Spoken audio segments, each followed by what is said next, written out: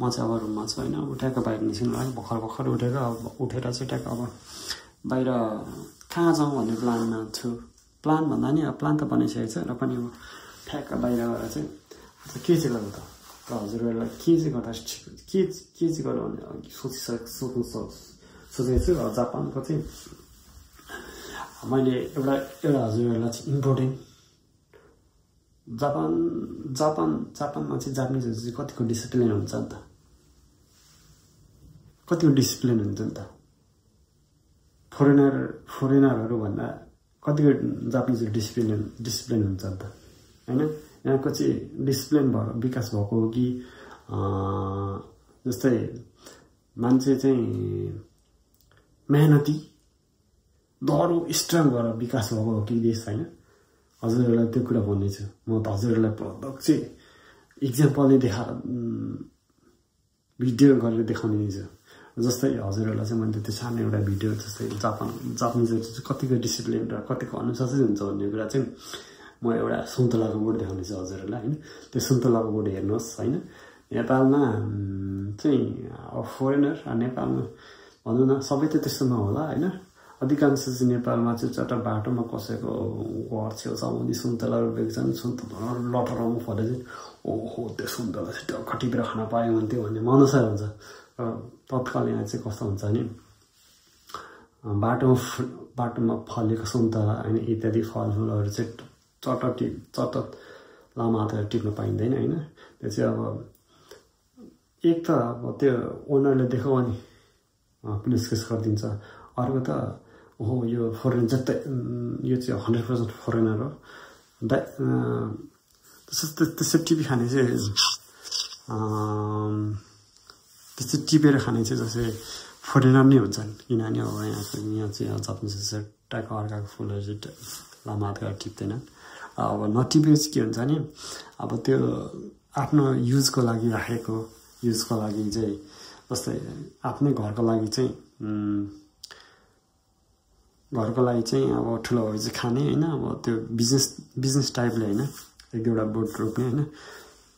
मन पर्दा टिपेर खाने त्यतिकै होस् भन्ने टाइपको पनि हुन्छन् होइन त्यो चाहिँ अब हजुरहरूलाई म त्यो सुन्तलाको बोट देखाउँछु अब त्यो सुन्तला चाहिँ अब त्यहाँ रकको सुन्तलाहरू होइन त्यतिकै झरेर जान्छ कुहिएर जान्छ तर कसैले खानेवाला छैन होइन त्यतिसँग डिसिप्लिन हुन्छन् होइन त्यही हो अब हजुरहरूलाई चाहिँ म त्यो सुन्तलाको बोटतिर लाँदैछु यदि तपाईँहरू नयाँ हुनुहुन्छ भने अझै पनि I am request right now more against like and subscribe चाहिँ गरिदिनु होला हजुरको माया नि मेरो लागि चाहिँ प्रेरणा बन्नै छ र हजुरहरूलाई चाहिँ म लेट्स गो सुन्तला देखाउन लाँदैछु हेर्नु है त Let's go outside.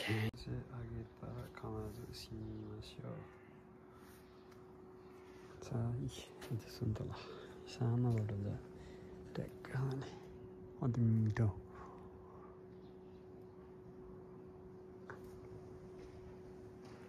Oleh kasih.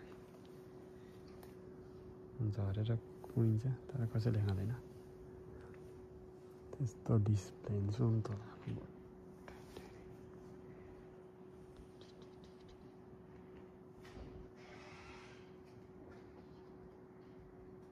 यस पछाडिमा फेरि खानको लागि बाहिर जाँदैछु आज चाहिँ रामेन खाने प्लान छ रामेनको भिडियो पनि हजुरहरूलाई देखाउने हुन्छ हेर्दै गर्नु है त स्टे ट्युन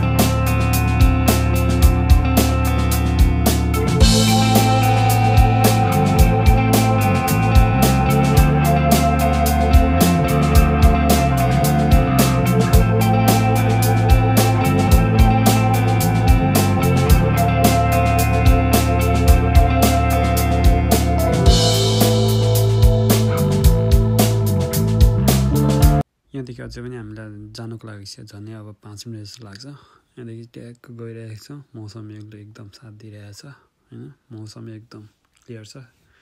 ट्याक्कसँगले यहाँ चाहिँ अब यहाँ चाहिँ traffic light turning left right लिएर चाहिँ सिधै जाने हो अब यहाँदेखि झनै अराउन्ड 5 मिनटमा चाहिँ पुगिन्छ स्टे ट्युन यहाँदेखि सिधै जाने हो एकदम मौसम एकदम क्लियर छ हैन भिजन क्या बबल छ मौसम बाटो त्यस्तै क्लियर छ टक्कसँग क्लियर बाटो छ है छुट्टी हैन यो अरूको छुट्टी हैन मेरो छुट्टी भएको कारणले आज म रामेङ रेस्टुरेन्ट राम रेस्टुरेन्ट जाँदै गरेको हो अब यहाँदेखि राइट साइडको चाहिँ ठुलो पसल हो हैन यहाँ चाहिँ जे पनि पाउँछ एभ्रिथिङ पाउँछ अनि ट्याक्क जाने हो मौसमले साथ दिएको छ हैन तातो मौसम छ तातो चिसो अब एकछिन पछाडि 2 घन्टा पछाडि चिसो बढ्छ हैन अब यो टाइमिङ भनेको चाहिँ रामेन खाने टाइमिङले पनि साह्रै मजाले साथ दिएको छ हेर्दै गर्नु होला हजुरहरूलाई चाहिँ म रामेन पसलमा पुगेपछि फेरि पनि हजुरहरूलाई म देखाउने नै छु स्टे ट्युन्स यहाँदेखि सिधै जाने यो लाइट छ हैन लाइटले फिया गरिरहेछ चिमी रहेछ यो ट्याग कटेर चाहिँ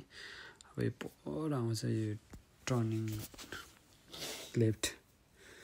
जाने हो अनि त्यस पछाडि चाहिँ यो टक्क हिजो अस्ति म आउँदाखेरि भर्खर प्लटिङ हुँदै थियो अहिले क्या दामी घरहरू प्लटिङ भइसकेको छ तर घरहरू हल्का बन्दैछ यो चाहिँ यो प्लटिङ गरे हो यो पनि नेपालको चाहिँ प्लटिङहरू भइरहेको छ यहाँ पनि हैन जग्गाको भाउ पुरा बढेको छ हैन हिजो अस्ति यहाँ जङ्गल थियो पुरा ठुलो जङ्गल थियो अहिले लेफ्ट साइडको झन्डा गाडा यस्तो देखेको छ हैन यहाँ चाहिँ घरहरू बनाउन थालेको छ यो हिजो अस्ति म 3 महिना अगाडि आउँदाखेरि यो बाटो थिएन यहाँ त्यति राम्रो बाटो थिएन अहिले बाटो हेर्नु कति राम्रो बनाएको छ यहाँ चाहिँ अब टर्न हान्ने हो टर्न गरेर चाहिँ ट्याक्कसँगले यहाँदेखि चाहिँ ट्याक्क यहाँदेखि चाहिँ अब सायद 3 मिनट 2 मिनट जस्तो लाग्छ होला म यहाँ जाने हो यहाँ गएर चाहिँ अब थोरै अगाडि गएर चाहिँ ट्राफिक लाइट आउँछ ट्राफिक लाइट आएपछि यो ट्राफिक लाइटलाई तोडेर फेरि अगाडि बढ्ने हो अगाडि बढिरहेछु यस्तै छ जिन्दगी आकाश निलो छ मौसम चिसो पनि छैन त्यति चिसो पनि छैन हैन मौसम एकदम कुल डाउन छ यहाँ चाहिँ फेरि पर्खिनु पर्ने हो लाइट ट्याक्क रेड भइदियो अब चाहिँ टर्न राइट हान्दिने हो टर्न राइट होइन स्टे जाने हो सिधै जाने हो यहाँ चाहिँ रेड भएको कारणले पर्खिनु पर्ने भयो कतिखेर लाइट आउँछ कतिखेर आउनुहुन्छ भनेर पर्खिरहेको छ त्यही थोरै टाइम लाग्छ रुल्स फलो गर्नुपर्छ जापान आएपछि सबैले ट्राफिक रुल्स सबैले फलो गर्नु जरुरी छ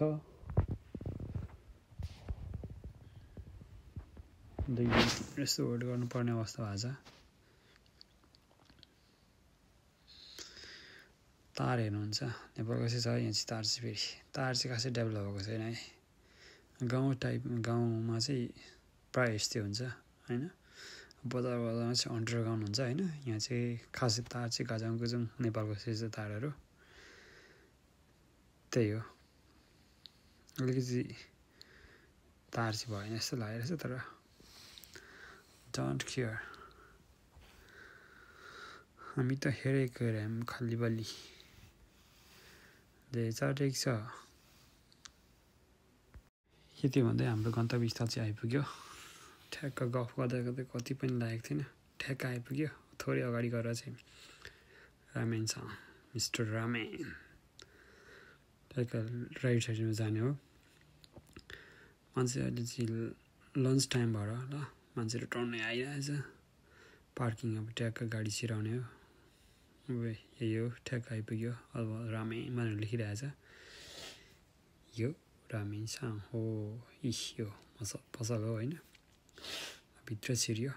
मेन्यु सेन्यु यस्तो छ होइन एकदम मेन्यु हेऱ्यो होइन तल गनाइरहेको थियो मेन्यु चाहिँ यस्तो छ होइन ट्याक्क यो चाहिँ अब 850 यो चाहिँ